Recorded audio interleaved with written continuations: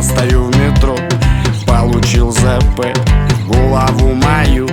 Мне пришла идея, как бы было хорошо взять один билет, неважно куда. Я просто испарюсь, как тень, никто не узнает.